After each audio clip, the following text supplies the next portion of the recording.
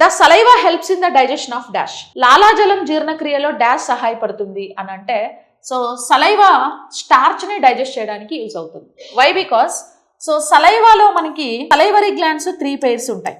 Okay, one is sub mandibular glands. Sub mandibular glands అంటే అదో జంబికా గ్రంథులు. ఇవి లోయర్ జా కింద ఉంటాయి.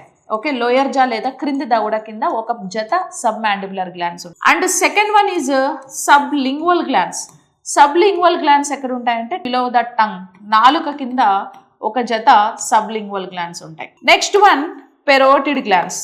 పెరోటిడ్ గ్లాండ్స్ మనకి ఎక్కడ ఉంటాయంటే బిలో ద ఇయర్, చెవి కింద 1 pair ఆఫ్ పెరోటిడ్ గ్లాండ్స్ ఉంటాయి. ఈ మూడు కలిసి డైలీ 1 to 1.5 liters ఆఫ్ సలైవాని ప్రొడ్యూస్ చేస్తాయి. So we thought like saliva is waste substance, easily we can spit out, but saliva is not a waste. It is a very useful substance. We should swallow the saliva. Why? Because saliva contains important enzyme that is like salivary amylase enzyme. So this enzyme is responsible to the digestion of carbohydrates or starch. So carbohydrates starch digestion lo involve ayye enzyme edi anante that is like salivary amylase. Okay, so we can go for option B is correct one for this question.